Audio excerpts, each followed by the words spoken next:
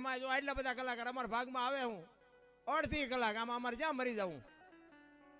હા, મારા જેવું સત્ય કોઈ નહીં કે તમે એક રામકથા તમારા ગામમાં બેહાડી હોય અને ગામમાં કથા વંચાતી હોય, એ કથા જો તમારા ઘર સુધી ન પૂગે તો કથાનો મતલબ શું?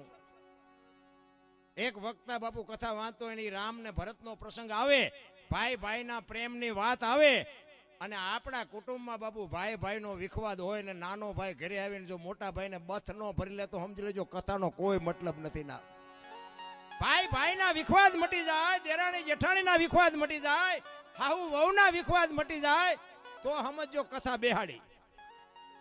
નકર આમાં તો આ સાઉન્ડ વાળાને મંડપ વાળાને કલાકારને સાજિંદાને તમારે શું ખિસ્સા ખાલી થાય.